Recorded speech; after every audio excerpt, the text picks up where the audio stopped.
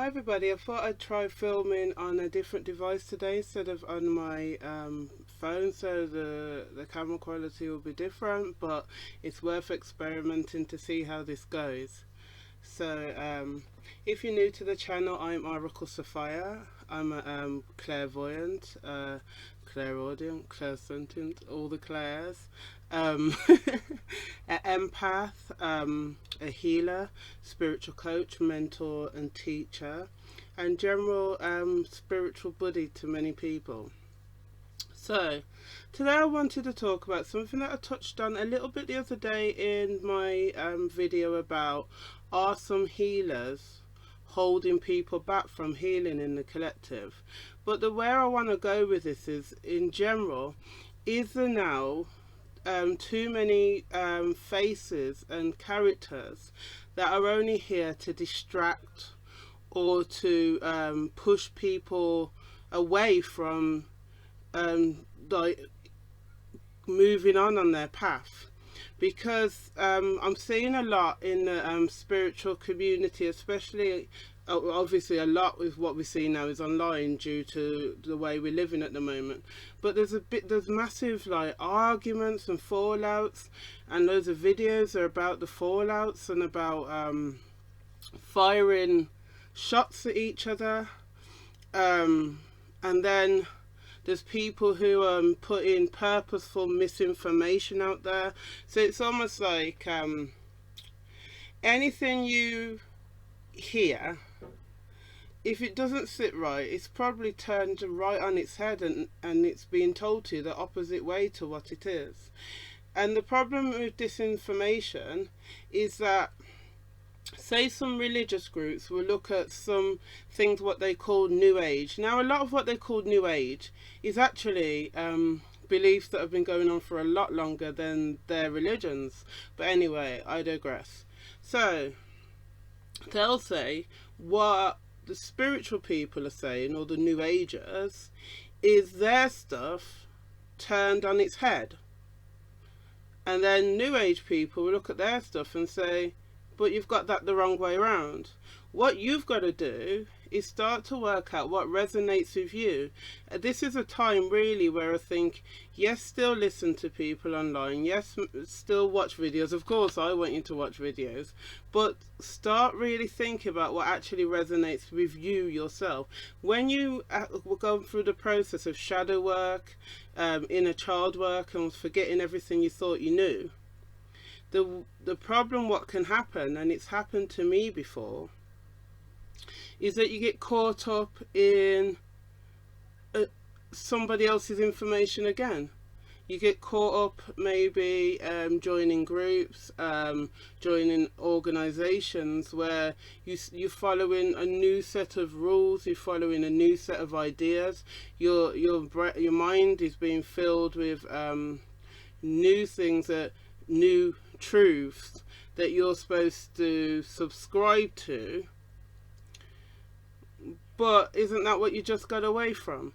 Now, what I'm not saying is that if you want to go and join a group or an organisation, or get a teacher, that can't work out for you and that can't be good. That is not what I'm saying.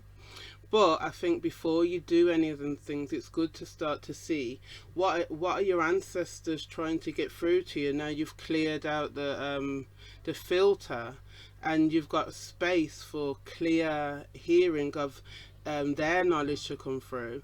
Where are they leading you? Maybe they'll start talking to you about a druid path, or ether, or Santeria, but they'll start telling you those things. They'll start giving you clues. Then you know what kind of teacher to put out to the universe that you want, or what type of organisation, what type of group, what type of friends you want to meet and people you want to get to know. But if you just jump from maybe you were going to church and then you realise that it wasn't for you no more, so you release all that idea and you're like, oh, I've been lied to, and then jump straight into something else, another organisation, another thing, and you're being told what to believe again. you're going to maybe find a struggle if you haven't really released your old ideas, because it's almost like you know, when the people say people swap addictions. So sometimes they say after people have had weight loss surgery, so they can't eat a lot of food, they'll go on to alcohol instead. Just swap. So my point is, this could happen with just filling a gap with one. Your religious spirituality, fill it with, say, a Kemetic spirituality, but you haven't taken time to really clear out and see where your ancestors want you to go with your knowledge, what path they feel would be good for you, or indeed what you feel would be good for yourself. So the way this fits in with the video, the daily inspiration the other day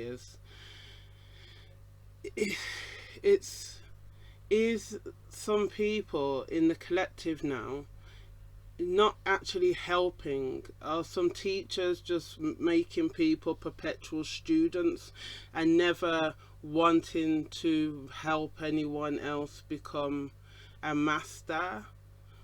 Or is master status in some paths just being sold to anyone, even people who spiritually are not ready and not at a caliber? So we've got people being master healers who are using that title and that energy to manipulate rather than actually do any great healing. And this isn't me making this up either. I talk to a lot of people and I see this happening, and I'm worrying that in this time of the Great Awakening, people in their rush to just want to understand what's happening, they just rush into any avenue to fill that gap, to fill that knowledge. But there's both, I'd say, people who choose to be distractors and choose to be manipulative, and then there'll be people who it's more inadvertently, they're not really trying to do that, but either way the outcome can be very much the same. So what I was guided to do this video today is that my spirit team was saying, please talk about the fact that there are a lot of distractors, there are a lot of people who haven't done their own shadow work, they haven't done their healing, but yet they're professing to be able to sort you out for a lot of money, but then they're using their energy that is like filtering water for a plant pot that's just had soil in it. It's going to collect some of that debris before it comes out the bottom. So every healer and reader should at least be on a healing journey of their own, not full of rage, anger and upset, and then putting their hands or energy on other people and expecting that to work out well. Now, I'm not putting down the collective, because I'm part of it, and there's some amazing workers out there. Through social media, I've managed to connect with beautiful readers and healers all around the world, and their energy is amazing and what they do is amazing. And I would say the vast majority of people are doing a great job, but we need to try to just be careful of the ones now that are either distracting with just negativity, out and out negativity. Some people just at the moment just make videos out of ego, like, I'm the best, I know the most, and these other people don't know nothing, and then they want donations, and they want some type of like boost for that. Everyone go, hey, you're great, but they're not doing anything. I was just listening to a lovely live by a lady, Mother Wisdom, who's I think a voodoo practitioner, And she was saying about some of the videos where it's just people putting people down, but not actually teaching anything, not giving any content, not giving any enrichment. And surely at this time, it's more important to use your energy trying to help people and guide them and enrich them than just be firing shots at other practitioners, other readers, other healers. Now you might think what my video today has been about firing shots, and it isn't, because there's no particular person that my mind is on.